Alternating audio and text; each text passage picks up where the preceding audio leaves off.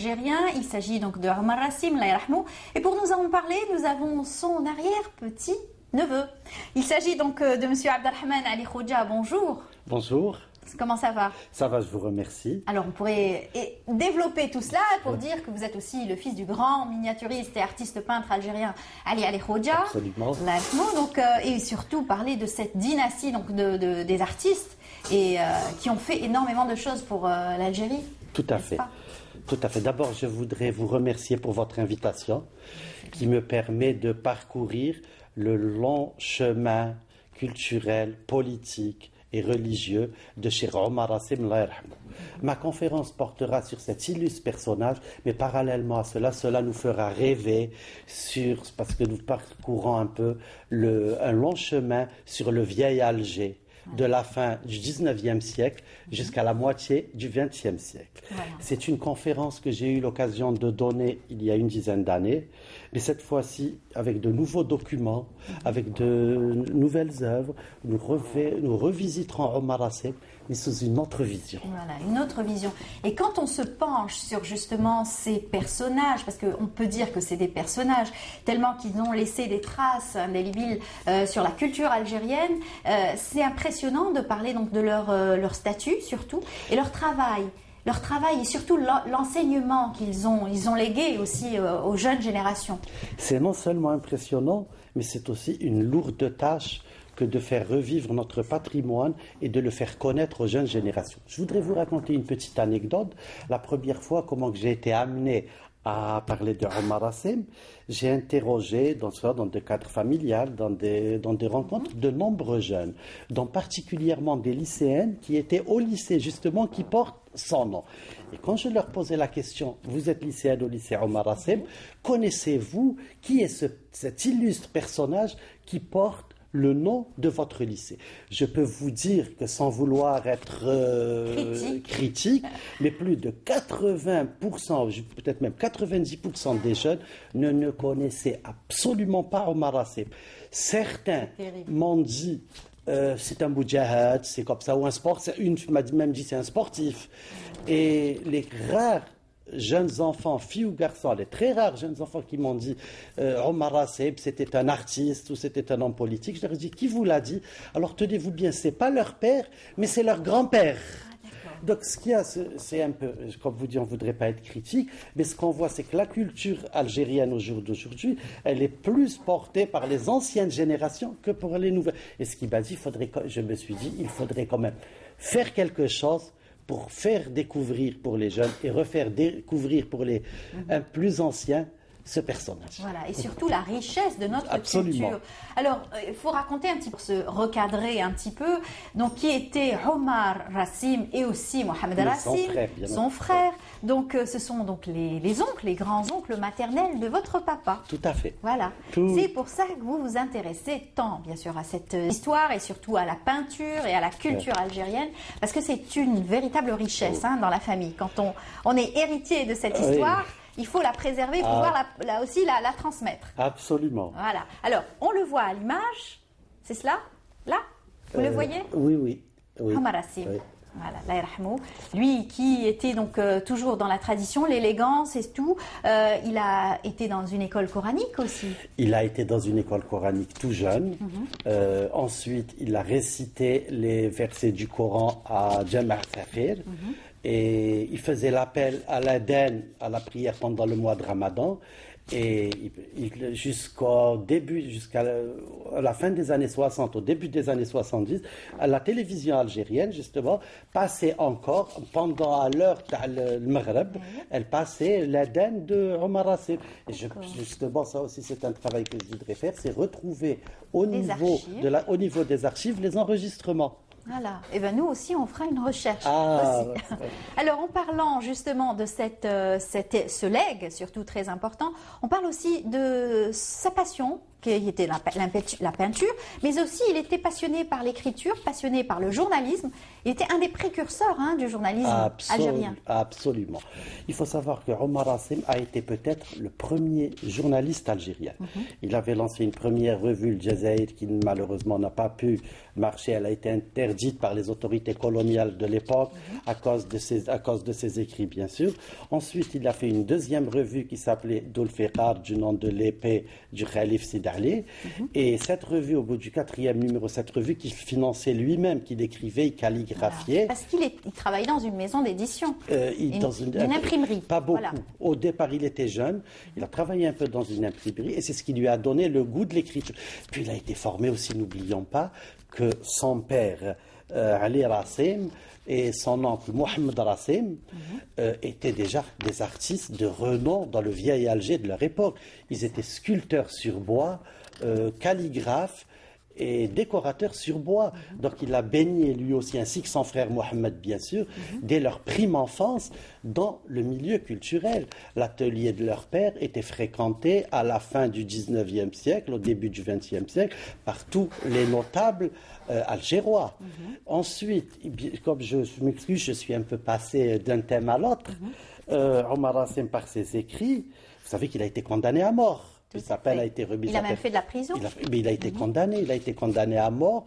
Pour raison de santé, sa peine a été réduite à perpétuité. Bon, je raconterai tout ça dans les détails. Et il a été libéré en 1921. Il a ensuite fait de l'enseignement artistique. Parallèlement à ça, il a fait beaucoup de radio dans les années 50-60.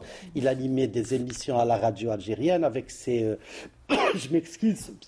Je ne me souviens pas de tous les noms, avec Sel'id Orif, le père de Mustafa Orif, avec Keshkoul, avec... je m'excuse, je n'ai pas encore tous les noms en tête. De toute façon, tout cela va être développé lors de la conférence samedi. Samedi, bien entendu, ça sera donc à l'hôtel Horaci à partir donc, de 17h. Tout à fait. Bien entendu. Alors, tout cela, vous allez en parler avec des détails, d'autres intervenants et bien sûr des miniatures très célèbres de Omar Rassim. Alors, lui qui a tant fait connaître la peinture algérienne à travers le monde puisqu'il a participé à des expositions à l'étranger. Nombreuses expositions à l'étranger et qui a valorisé le travail de la miniature algérienne.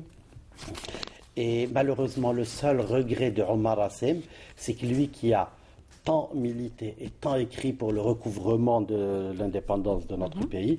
Et son seul regret, c'est de ne pas avoir assisté à cette indépendance. Il est mort quelques années, juste avant, par les suites d'une longue maladie et aussi par les séquelles qu'il a subies lors de son incarcération. C'est cela, c'est cela. Alors, parler aussi donc, de son travail, ses tableaux, sa peinture, lui qui a consacré aussi les derniers jours donc, de sa vie à la miniature et l'enluminure du Coran aussi. Il a beaucoup travaillé. Il a beaucoup travaillé sur les enluminures du Coran. Comme vous voyez par exemple cette très belle photo. Il était aussi musicologue, il s'intéressait énormément à la musique traditionnelle algérienne, particulièrement à la musique andalouse. Sur cette photo, c'est Omar Rassim avec la troupe Jazairiya avant qu'elle fasse fusion à Mousselia lors d'un concert. C'était à Miliana, je crois que c'est en 1938.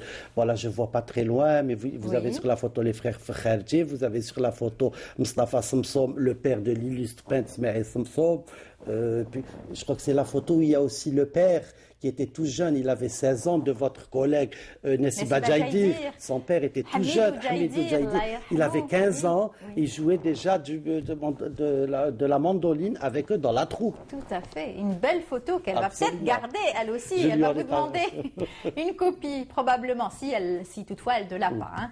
Alors, en parlant justement de cette grandeur et surtout du travail, alors lui aussi a été dans l'enseignement.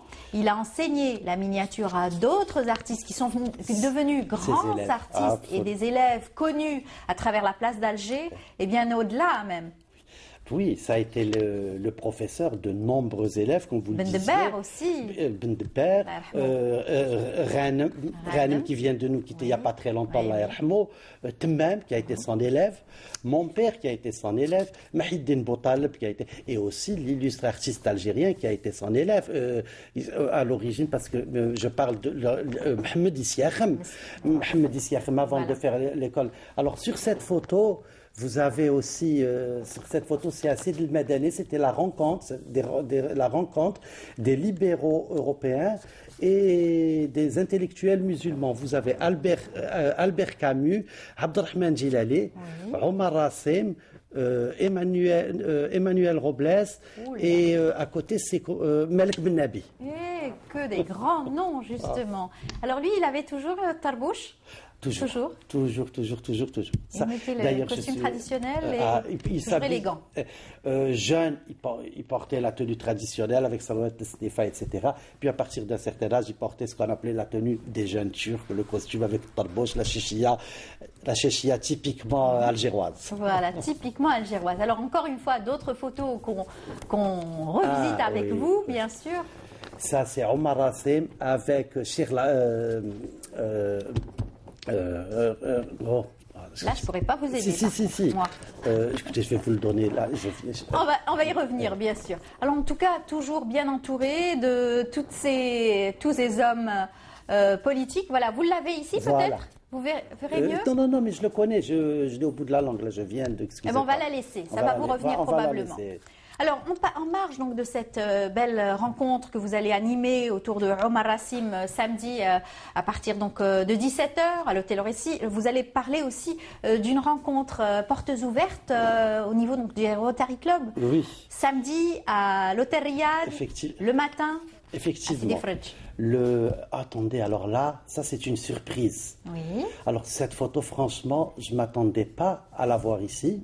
C'est une photo que c'est dans les archives familiales. Vous y êtes quelque part? Non. Oui, vous avez Omar Rassim debout avec la chéchia. Et moi, je suis en bas, tout petit, au milieu, je devais avoir 3 ans. D'accord. Wow. En bleu Oui, le plus petit, au milieu. Petit. Ah, c'est un beau souvenir, ça. Ah, oui. Ça, c'est franchement, là, je suis ému de retrouver cette photo. Waouh, magnifique. De très beaux souvenirs. Excusez-moi. Oui. La personne qu'on cherchait, c'est l'Eid Khalifa. D'accord, l'Eid Khalifa. Vous l'avez trouvé. Les souvenirs reviennent, ça y est, avec toutes ces photos, ces souvenirs. Alors bien entendu, c'est encore une fois une belle occasion de rendre hommage à ce grand monsieur donc de la peinture et de la culture algérienne. Alors je l'ai dit, vous allez vous retrouver aussi samedi matin à Sidi Fredj, bien sûr, pour parler donc des portes ouvertes. C'est l'association, parce que le Rotary en Algérie est regroupé en association nationale, et cette association nationale des Rotary Club d'Algérie organise une porte ouverte à l'hôtel Sidi Fredj de 10h à 15h pour ne pas chevaucher avec la conférence pour exposer au grand public les actions locales et internationales que les Rotary algériens ont effectué. Voilà, toujours dans la solidarité, toujours dans l'entraide, le vivre ensemble, plein d'actions que vous menez avec aussi des associations, des médecins, des personnes dans l'entraide et surtout le partage. Tout à fait. Alors, si on devait revenir également donc à vos différentes rencontres et conférences concernant Omar Rassim, vous en avez fait plusieurs? Au niveau d'Alger, bien sûr. On a eu l'occasion de donner une belle conférence il y a quelques années. C'était à l'occasion de colloque international sur l'enluminure et la miniature. Oui. Ça, c'est sur le colloque international sur l'enluminure et la miniature. J'ai donné aussi plusieurs conférences, essentiellement à Alger, pour faire revivre, comme je vous l'ai dit au début, le patrimoine culturel de cet illustre homme et de son frère, bien entendu, Mohamed Rassim. Alors, on m'a aussi, je vais demander pourquoi je ne faisais pas une communication sur les frères Rassim en même temps. Vous savez, le parcours des deux frères, et au début, ils se menaient une voie parallèle, puis après chacun a pris un chemin un peu différent, mais on pourrait parler des heures et des heures sur Omar Rassim autant que sur Mohamed Rassim. Mais le travail sur Mohamed Rassim se fera plus tard, Inch'Allah. D'accord, bien sûr. Alors, si on devait parler surtout de l'enluminure, c'est vrai que ce sont des tableaux et de la miniature surtout, hein, c'est vraiment des détails. Hein. Quand on voit les tableaux et les œuvres de Omar et de Mohamed Rassim, bien sûr, ce sont des tableaux qui sont bien connus en Algérie puisqu'ils ont voyagé à travers différents supports, hein, que ce soit donc le timbre qui s'en est inspiré, qui s'en est emparé aussi, les ouvrages, des tableaux et des calendriers aussi. Vous savez, le moyen de diffusion était quand même là. Je crois que l'œuvre des frères Rassim est un véritable patrimoine national. Dans l'Algérie, on peut s'enorgueillir de posséder ce patrimoine. Exactement, exactement. Alors les tableaux, est-ce que ça vous arrive de faire des expositions, de sortir des collections personnelles peut-être?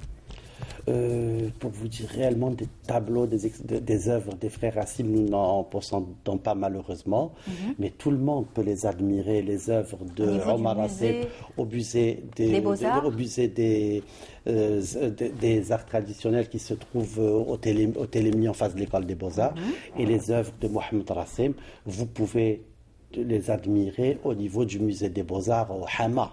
Voilà, c'est ça, exactement. Et d'ailleurs, je conseille au public d'aller visiter ces musées et de découvrir ces chefs-d'œuvre. Voilà. On a normalement quelques miniatures, on peut peut-être les voir, les plus connues en tout cas, de Omar Rassim, qui sont très colorées. C'est la particularité justement de la miniature algérienne typique, qui est très colorée, qui est dans le détail, il travaillait à la loupe.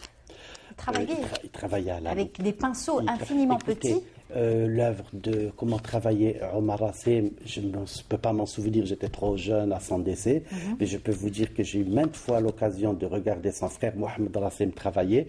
Il travaillait au début avec une loupe, puis après il mettait une loupe mais qui s'attachait un peu comme des lunettes. Alors ça, c'est une des œuvres de Omar Rassim qui a été exposée au Salon des Indépendants en 1938, et c'est là où il a rencontré Mohamed El Khalifa, dont on parlait tout à l'heure. D'accord.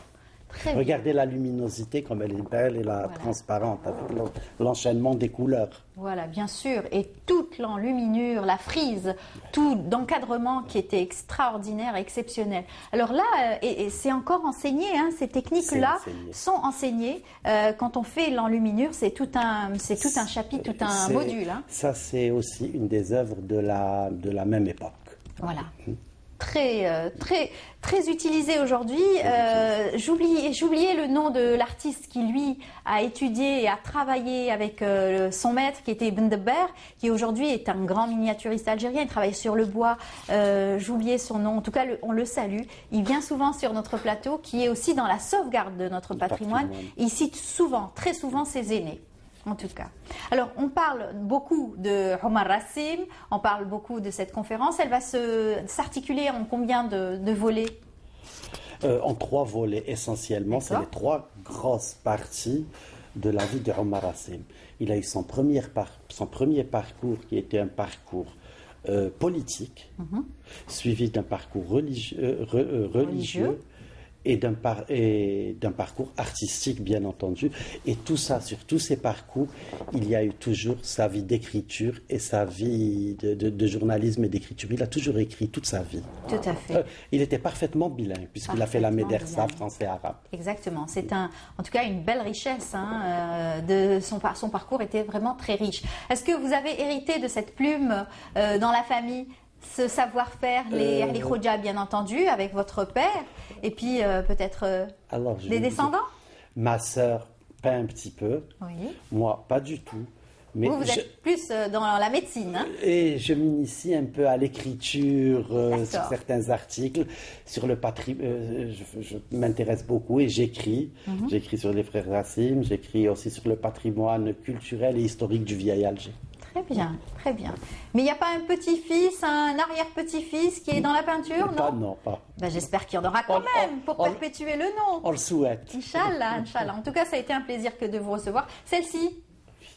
Ça, c'était les œuvres. Ça, c'est une œuvre de Mohamed Rassim. Oui, Mohamed Rassim, c'est les dames à la terrasse d'Alger. Alors, la particularité de Mohamed Rassim. C'est Abdelrahman.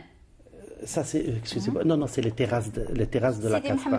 Voilà, c'est Mohamed Sherif, c'est dans les dames dans les terrasses de la Casbah. Voilà. La particularité de Mohamed Rassim, c'est le premier renouveau de la miniature mondiale.